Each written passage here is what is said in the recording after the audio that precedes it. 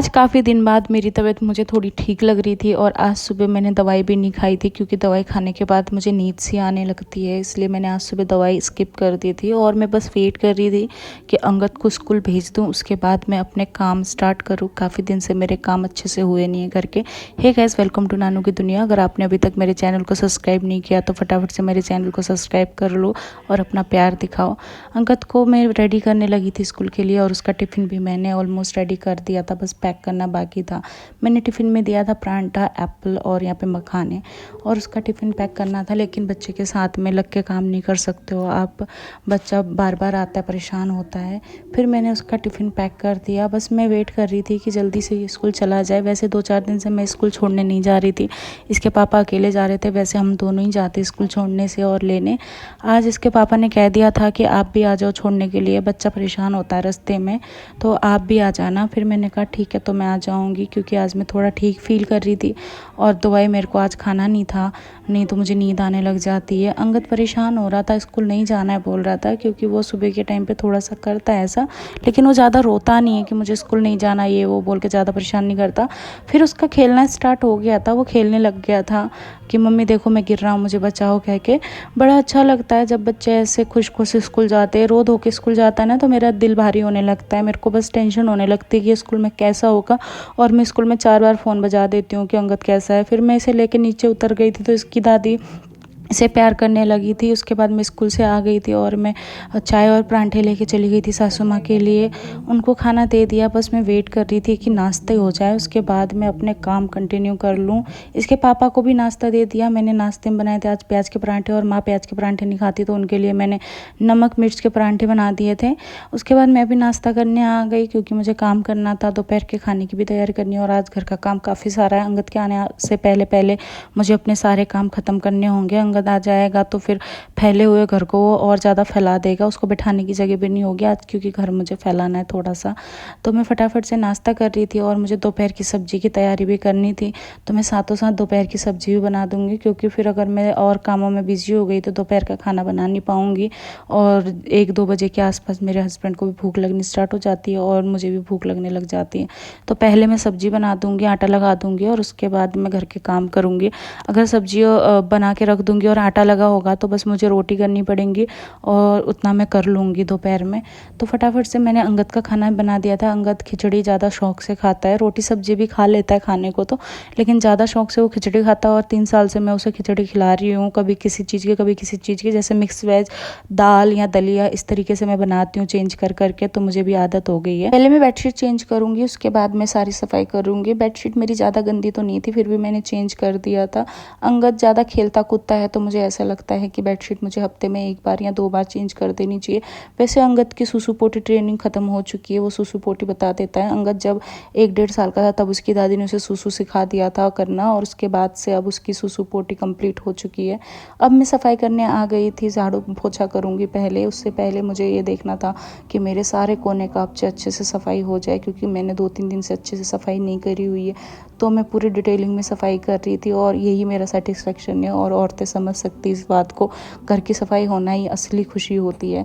अब राखी भी आने वाली है तो मैंने सोचा थोड़े पंखे भी साफ़ कर देती हूँ। पंखे भी ज़्यादा ही गंदे हो रहे थे। मैं बहुत अच्छे से पंखे साफ़ नहीं कर पाती हूँ, मेरा हाथ नहीं पहुँचता है, लेकिन मैं स्टूल पे खड़ी थी और ऊपर से मेरे पैर में चोट भी लगी हुई थी, तो मैंने मोटा मोटा साफ़ कर दिया था। मेरे हस्बैंड कह रहे थे कि तू रहने दे, फिर गिरना चाहिए। मैं कहा चलो कोई बात नहीं, मैं मोटा मोटा साफ़ कर देती हूँ, 1-2 दिन बाद आप अच्छे से साफ़ कर देना। उन्होंने कहा ठीक है। राखी आने से पहले पहले वो अच्छे से साफ़ कर देंगे, लेकिन जो भी नीचे गिरने वाली डस्ट सी मुझे लग रही थी वो मैंने नीचे अच्छे से साफ़ कर दिया झाड़ू से ही, मैंने कपड़े से अभी साफ़ नहीं किया था। फिर मैंने पोछा लगा दिया फटाफट से। नहाना भी था और अंगद का आने का टाइम भी हो रहा था और मेरे अभी तक कपड़े भी नहीं धुले थे। मेरे को इतनी ज़्यादा गर्मी लग रही थी और ऊपर से मैंने रात को ऑयलिंग कर रखी थी, तो मेरे बाल भी बहुत चिपचिपे लग रहे थे। मैं फटाफट से ऊपर आ गई कपड़े धोने के लिए। कपड़े तो मेरे बहुत ज़्यादा तो नहीं थे, लेकिन फिर भी मेरे हो जाते कपड़े। बच्चे के कपड़े और 3 टॉवल और उसके बाद बेडशीट वगैरह करने में ना बहुत सारे कपड़े निकल आते। जब भी मैं कपड़े धोती मेरे कपड़े ज़्यादा ही हो जाते, जबकि मेरे दूसरे दिन तो कपड़े धुल ही जाते हैं। मैंने कपड़े सारे धुल दिए थे। अंगद की आवाज़ भी आने लग गई थी, वो आ गया था घर पे, अपनी दादी के पास था और उसे इग्नोर करा मैंने। फटाफट से मैं नहाने चली गई थी, क्योंकि अगर वो ऊपर आ जाएगा तो मैं नहा नहीं पाऊंगी और मुझे इतनी ज़्यादा गर्मी और इतना चिपचिपा फील हो रहा था। सबसे पहले मुझे नहाना था ताकि उसके बाद मैं उसे खाना खिला लूँ। इसके बाद तो अंगद की रूटीन चालू होते हैं। मैं चली गई अंगद को लेने के लिए। उसकी दादी ने उसके सारे कपड़े उतार के उसे बनाना खिला रही थी। क्या होता है कि जब वो स्कूल से आता है तो सबसे पहले दादी के पास ही रुकता है, तो वहीं से बनाना वगैरह कुछ ना कुछ खा के वो ऊपर आता है। फिर मैंने देखा माँ के पैरों में दर्द भी है तो मैं मालिश कर देती, क्योंकि अंगद ने बनाना खा रखा था। मुझे इतनी जल्दी नहीं थी उसे खाना खिलाने की। माँ के पैरों में ज़्यादा दर्द हो रहा है आजकल, क्योंकि उनके घुटनों के नीचे गांठें बनी हुई है, तो उनकी मालिश करने लगी थी। और मैं उन्हें समझा भी रही थी कि आपको एक्सरसाइज कितना ज़रूरी है आपके लिए। एक्सरसाइज सभी के लिए ज़रूरी है, और जब आपकी एक एज होने लगती है तो आपके लिए कुछ ज़्यादा ज़रूरी हो जाता है। जब आपकी फिजिकल एक्टिविटीज़ कम हो जाए तो इनका ज़्यादा चलने फिरने का इतना ज़्यादा काम नहीं जितना होना चाहिए अभी, इसलिए इनके ज़्यादा दर्द रहने लगा है। तो मैंने समझा रही थी आप एक्सरसाइज करो। थोड़ी सी एक्सरसाइज में बताने लगी कि आप एक तो एक्सरसाइज कर लो, क्योंकि अचानक से ज़्यादा एक्सरसाइज नहीं कर सकते हो, और ऊपर से जब आपके दर्द हो उस टाइम पे तो आप बिल्कुल भी एक्सरसाइज नहीं कर सकते हो। वैसे घर का सारा काम भी करती, मंदिर भी जाती हैं, फिर भी इनके पैरों में दर्द होता है, क्योंकि इनकी बॉडी के लिए इतना सा चलना इनफ नहीं है। तो इनको थोड़ा सा और मेहनत करनी पड़ेगी, क्योंकि एक टाइम पे आके आपके हाथ पैर जवाब देने लगते हैं, तो आपको अपने हाथ पैरों के लिए तो थोड़ी सी मेहनत करनी पड़ेगी। फिर मैंने समझाने लगी कि आप डॉक्टरों के मत जाओ, ज़्यादा दवाइयाँ मत खाओ, क्योंकि पेन किलर खाने से भी किडनियों पे असर पड़ता है, इसलिए ज़्यादा पेन किलर नहीं खाने चाहिए। अगर आपकी सब तबीयत, आपका दर्द बिना दवाइयों के ठीक हो सकता है थोड़ा सा एक्सरसाइज से, तो वो करना चाहिए। फिर मैंने माँ की मसाज करके ऊपर आ गई थी और मैं यहाँ पे खाना बनाने लग गई थी। मैंने जो सब्जियाँ काटी हुई थी वो मैंने खाना नहीं बना रखा था, तो मैं फटाफट से आ गई। और मैंने सब्जियाँ कुछ बॉईल कर रखी थी। मैंने बैंगन, गोभी और आलू बॉईल कर रखे थे, क्योंकि मेरे हस्बैंड को सब्जियाँ दिख जाए सब्जियों में तो उन्हें पसंद नहीं है, मतलब वो खाते नहीं हैं। तो मैं सारी सब्जियाँ बॉईल करके बस एक अच्छा सा छोंक लगा दूँगी सब्जियों में, जैसे राजमा या छोले में छोंक लगाते उस तरीके का मैंने छोंक रेडी कर लिया था, क्योंकि मेरे हस्बैंड को सब्जियाँ मिल जाएगी तो सब्जी नहीं खाते हैं। तो मैं कोशिश करती हूँ जिस तरीके से खाएँ मैं उस तरीके से खाना बनाऊं, क्योंकि हम 2-3 लोग हैं और 2-3 लोगों में भी कोई इंसान पूरे दिन में अच्छे से खाना ना खाए तो मुझे पसंद नहीं है। मैं चाहती हूँ कि वो 2 की जगह 3 रोटी खाए, लेकिन मेरी बड़ी रोटी बनाने वाली ट्रिक भी काम नहीं कर रही है। अब उन्होंने बोल दिया है कि छोटी रोटी बनाया कर। ये बड़ी रोटी मुझे बहुत अजीब लगती है, तो उन्हें 5-6 साल में कभी बड़ी रोटी नहीं बनाई। फिर से मैं वो छोटी रोटी में आ चुकी हूँ, और उनकी क्वांटिटी 1 से 2 या 2 से 3 ही होती है, उससे ज़्यादा वो बढ़ते नहीं है। और उनका भी कुछ वेट गिर चुका है। गर्मियों में उनका वेट बहुत जल्दी गिर जाता है और सर्दियों में थोड़ा सा वेट ठीक हो जाता है।